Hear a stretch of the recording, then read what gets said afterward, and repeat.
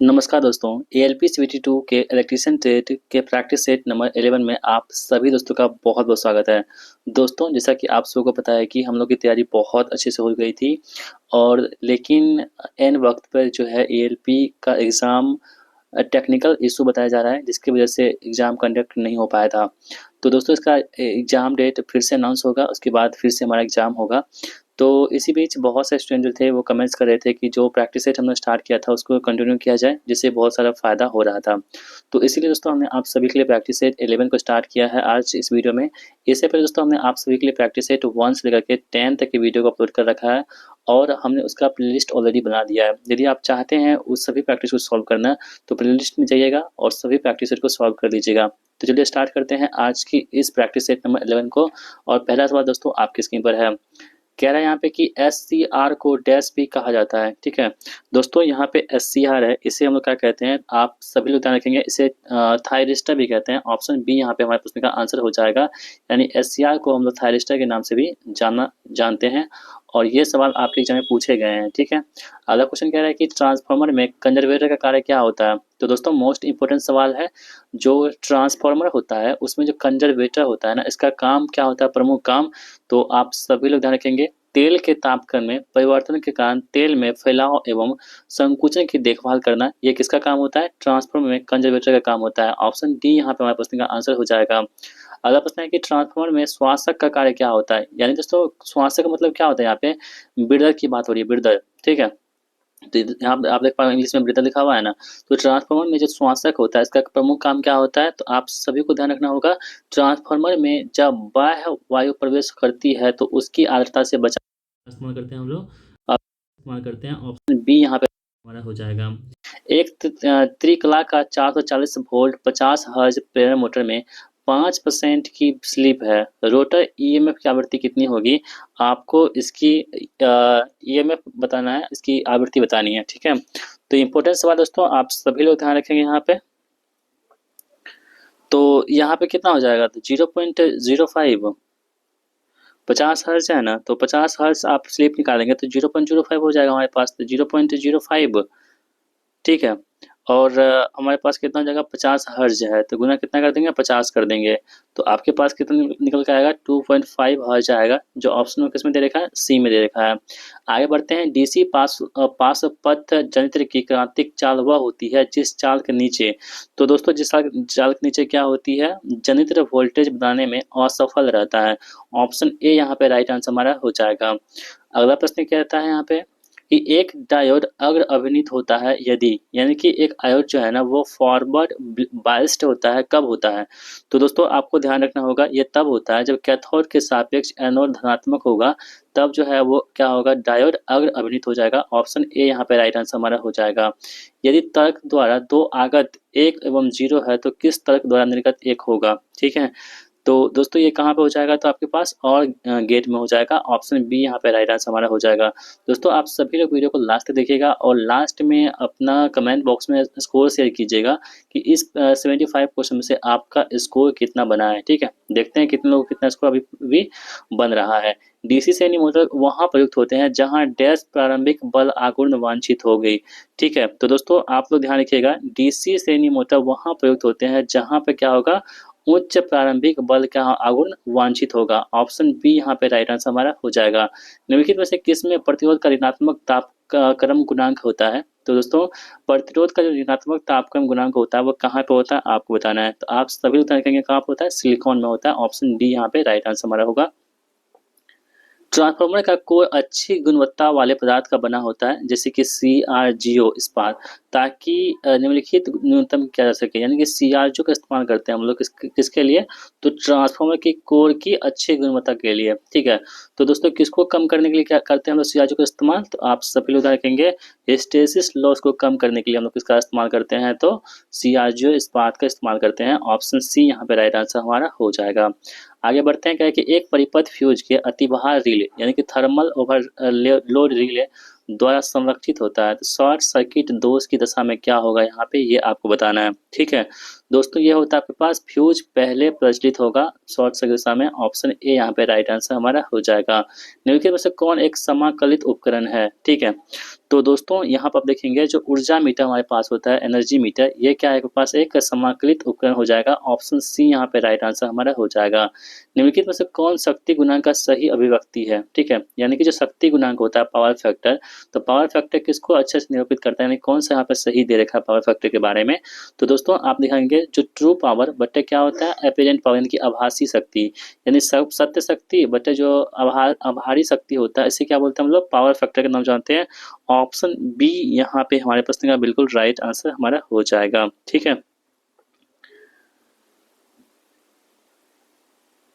चलिए आगे बढ़ते हैं दोस्तों। कह रहा है कि यहाँ पे एक एकल कला ट्रांसफार्मर में प्राइमरी पर 400 लपेट एवं सेकेंडरी पर 50 लपेट है। कोर का क्रॉस सेक्शनल क्षेत्र 80 सेंटीमीटर स्क्वायर एवं फ्लक्स घनत्व जो है ना 12 वेबर प्रति सेंटीमीटर स्क्वायर है। यदि 440 वोल्ट 50 हर्ट्ज एसी आवृत्ति प्राइमरी साइड को दी जाती है तो ट्रांसफार्मर के सेकेंडरी साइड पर प्रेरित ईएमएफ एवं आवृत्ति क्या होगी आपको बताना है, ठीक है। तो दोस्तों यहाँ पे कितनी हो जाएगी आप लोग ध्यान से देखेंगे।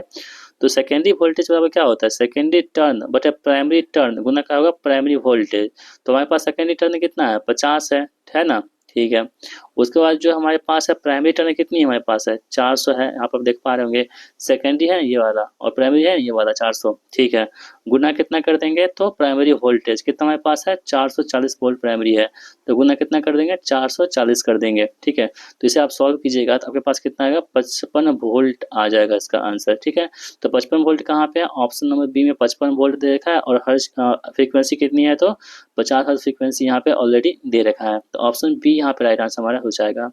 आरसी शक्ति का शक्ति गुणांक क्या होता है, तो दोस्तों यहाँ पे कहेंगे power factor of RC circuit, यानी जो आरसी सर्किट है हमारे पास उसका शक्ति गुणांक क्या होता है, गुणक क्या होता है आपको बताना है। तो दोस्तों क्या होता है अगर, यानी कि लीडिंग होता है, ठीक है। लीडिंग होता है किसका, तो आरसी सर्किट का जो शक्ति गुणांक होता है वो क्या होता है, लीडिंग होता है। ऑप्शन बी यहाँ पे राइट आंसर हमारा हो जाएगा। आगे बढ़ते हैं। एक डीसी मोटर सदैव एक स्टार्टर की सहायता से चलाया जाता है क्योंकि, यानी कि एक डीसी मोटर जो होता है ना उसको चलाने के लिए सदैव किसका इस्तेमाल करते हैं हम लोग, स्टार्टर का इस्तेमाल करते हैं। ऐसा क्यों करते हैं, तो दोस्तों आप तो ध्यान रखेंगे ऐसा इसलिए करते हैं कि आर्मेचर वाइंडिंग में निम्न प्रतिरोध होता है, इसलिए इसका इस्तेमाल करते हैं, किसका, स्टार्टर का इस्तेमाल करते हैं। ऑप्शन बी यहाँ पे राइट आंसर हमारा होगा। एक सीलिंग फैन 220 वोल्ट की वोल्टता पर 0.5 एम्पीयर की धारा लेता है, 0.8 फर्स्ट की गति गुणक रखता है। इस फैन की पावर क्या होगी आपको बताना है, इस फैन की पावर, ठीक है दोस्तों कितनी होगी 8800 वाट यहाँ पे हो जाएगी इस फैन की पावर। ऑप्शन बी यहाँ पे राइट आंसर हमारा हो जाएगा। आगे बढ़ते हैं। एमसीबी एक सर्किट को संरक्षित करता है, तो दोस्तों एमसीबी जो होता है ना, इनकी मिनिएचर सर्किट ब्रेकर कहते हैं इसको, एक सर्किट को संरक्षित करता है। तो किस सर्किट को संरक्षित करता है आपको बताना है, ठीक है।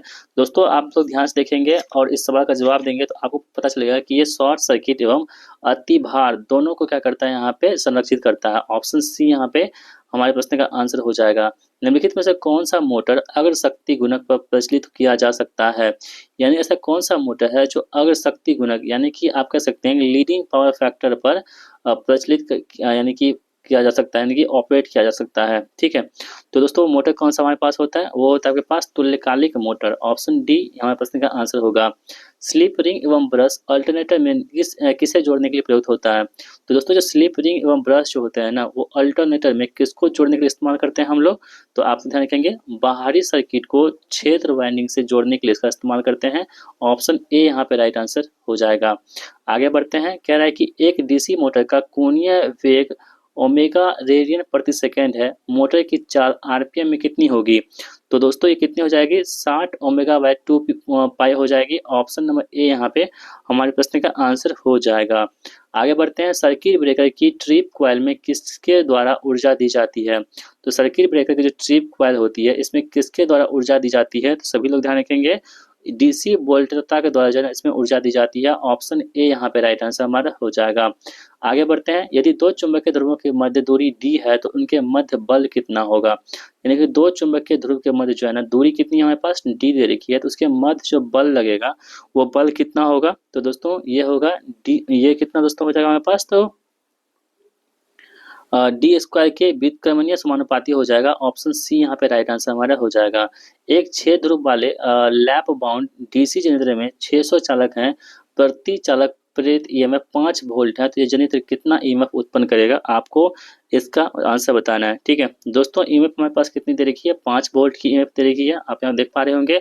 और 600 चालक ईएमएफ ज्ञात करनी है तो कितना हो जाएगा, 600 गुना 5 कर देंगे तो कितना, 6 पंच 30 पर 2 जीरो हो जाएगा, यानी कि 3000 यहाँ पे, सॉरी 6 पंच 300 हुआ ना, 3000 वोल्ट यहाँ पे हो जाएगा। तो 3000 वोल्ट कहाँ पे है, तो दोस्तों 3000 वोल्ट कहीं पे है क्या, नहीं है, इसका मतलब ऑप्शन नंबर डी इनमें से कोई नहीं इसका आंसर हो जाएगा। निम्नलिखित में से कौन सा कथन सत्य है, आपके पास 4 कथन दे रखे हैं, इनमें से एक कथन सत्य होगा, आपको वही चूज करना है जो यहाँ पे कथन सत्य दे रखे हैं। तो दोस्तों हम समय नहीं गवाएंगे, ऑप्शन सी सत्य है, यानी कि मैग्नेटिक फ्लक्स की इकाई जो होता है वो वेबर होती है, ये सही है। बाकी दोस्तों अन्य कथन यहाँ पे गलत दे रखे हैं। आगे बढ़ते हैं दोस्तों, कह रहा है कि बृहद क्रॉस सेक्शनल क्षेत्र वाले कंडक्टर की धारा घनत्व डैश कम क्रॉस सेक्शनल क्षेत्र वाले चालक से डैश होती है जब एक ही धारा इनके मध्य बहती है। ठीक है, तो दोस्तों यहाँ पे क्या हो जाएगा इसका आंसर, इसमें होगा कम होती है, क्या होती है, कम होती है। ठीक है, तो दोनों जगह क्या होगा, कम यहाँ पे बढ़ा जाएगा। ईएचवी संचरण में निम्नलिखित में से कौन सा इंसुलेटर प्रयुक्त होता है, तो ईएचवी संचरण में जो है वो कौन सा इंसुलेटर प्रयुक्त होता है, आप सभी लोग ध्यान रखेंगे, डिस्क इंसुलेटर का इस्तेमाल करते हैं ईएचवी के लिए। हल्के भार दशाओं के अंतर्गत संचरण की ग्राही वोल्टता प्रेषक वोल्टता से क्या होती है, तो दोस्तों ये क्या होती है, ज्यादा होती है। ऑप्शन ए यहाँ पर राइट आंसर हमारा होगा। एक 100 वोल्ट 200 वोल्ट बल्ब 160 वोल्ट आपूर्ति से आबद्ध है, वास्तविक ऊर्जा खपत कितनी होगी, तो दोस्तों ये कितनी हो जाएगी आपके पास, तो इनमें से कोई नहीं होगी, यानी कि 185 वाट भी नहीं होगी, 100 वाट भी नहीं होगी और 54 वाट भी नहीं होगी, इनमें से कोई नहीं होगी।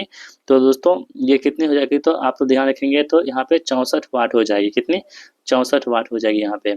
एक प्रतिरोधी भार परिपथ से अधिकतम शक्ति खींचेंगी जब स्रोत का आंतरिक प्रतिरोध सर्किट से बाहरी प्रतिरोध के बराबर हो, तो यह कथन किसका है, तो दोस्तों ये कथन जो है ना, ये है आपके पास अधिकतम शक्ति ट्रांसफार्मर सिद्धांत का ये कथन कहता है। त्रिकला आपूर्ति तंत्र में कलाओं के मध्य कोणीय विस्थापित होता है, कितना, तो दोस्तों ये कितना होती है, 120 डिग्री यहाँ पे विस्थापित होती है।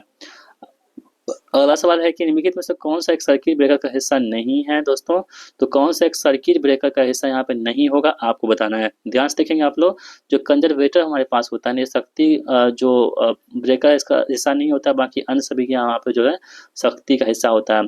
एक डायनामीटर दो प्रकार का उपकरण किसे मापने के लिए प्रयुक्त होता है, तो दोस्तों आप तो ध्यान रखिएगा, जो हमारे पास धारा है, वोल्टता है और शक्ति है, इन सभी को मापने के लिए हम लोग इसका इस्तेमाल करते हैं, डायनामीटर का इस्तेमाल करते हैं।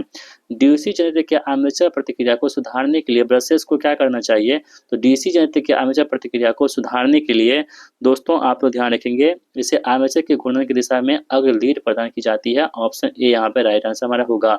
ट्रांसफार्मर में लोह को प्रदान किया जाता है निम्न के लिए, तो दोस्तों जो हमारे पास ट्रांसफार्मर होता है उसमें जो आयरन को इस्तेमाल की जाती है, किस लिए की जाती है, ध्यान रखेंगे आप लोग, चुंबकीय तथा रिडक्टेंस को कम करने के लिए हम लोग क्या करते हैं, ट्रांसफार्मर में लोह कोर का इस्तेमाल करते हैं।